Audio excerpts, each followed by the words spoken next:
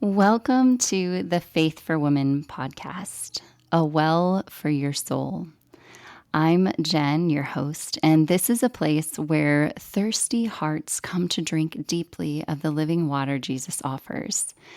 Here, you'll hear stories of faith from women of the Bible, reflections of your own journeys.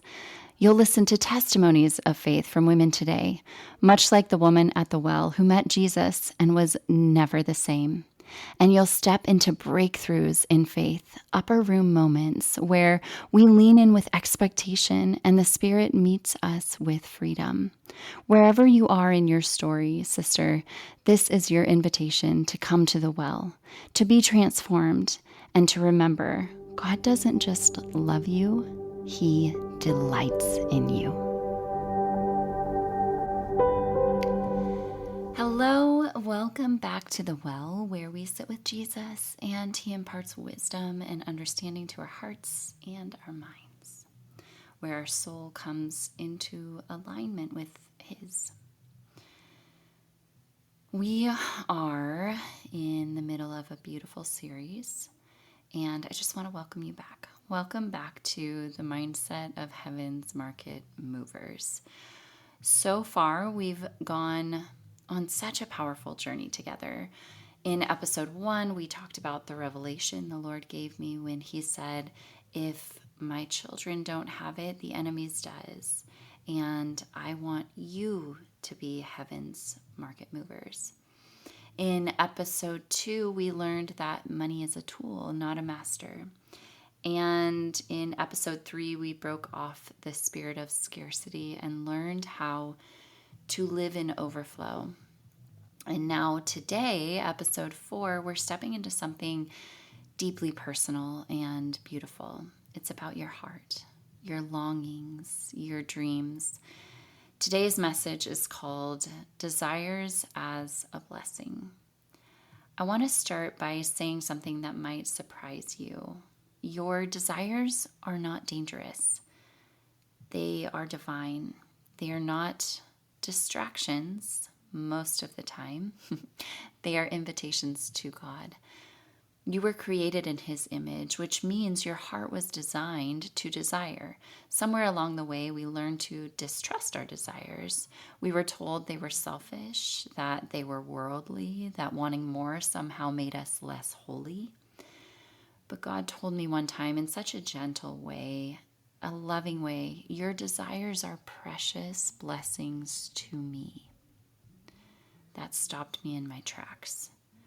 Because we live in a world that tells us our desires must be earned or justified. But the Father says your desires are a reflection of how I made you. When you delight in me, I plant those desires in you. Psalm 37:4 says, delight yourself in the Lord, and He will give you the desires of your heart. That verse isn't just about God granting your desires, it's about God shaping them. When your heart is aligned with His, your desires are not something to be suspicious of. They are heaven's whispers through your own soul. John 14:13 says, whatever you ask in my name, that I will do, that the Father may be glorified in the Son. And James 1:17 reminds us, every good and perfect gift is from above, coming down from the Father of lights. God is not withholding, He's generous, and He loves to give. You see, desire is a form of faith. It's the evidence that you believe there's something more. It's the heartbeat of hope. When you desire to create, to give, to build, to rest, to travel, to heal, to lead, those are not random cravings. Those are glimpses of what heaven placed inside you before you were even born. So when you desire abundance, you don't need to feel guilty. When you dream about freedom, expansion, travel, a home, impact, influence, don't shrink back and call it pride. If your heart is postured toward God, those desires are holy. They are a sign that you've been with Him, not away from Him. Here's the beautiful thing. Desires often reveal assignment. What burdens your heart most deeply is often what you were created to change, and what excites your spirit most freely is often what you were created to build.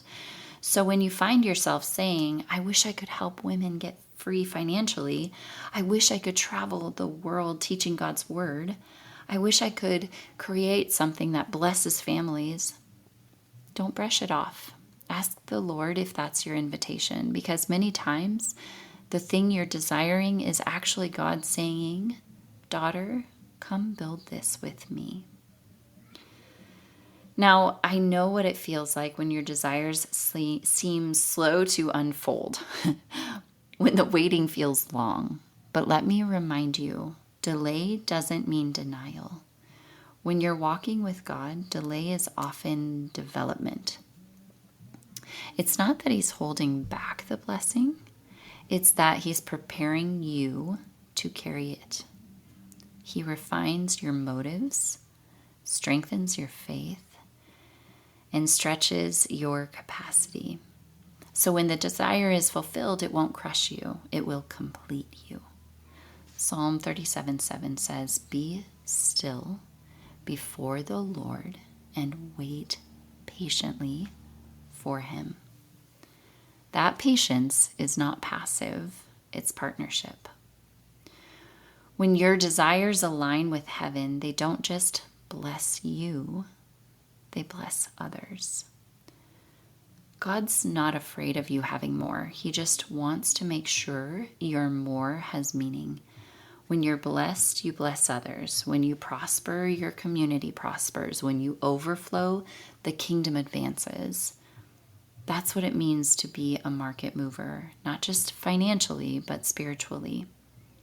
Now, the enemy knows the power of a God-given desire, so sometimes he might try to twist it.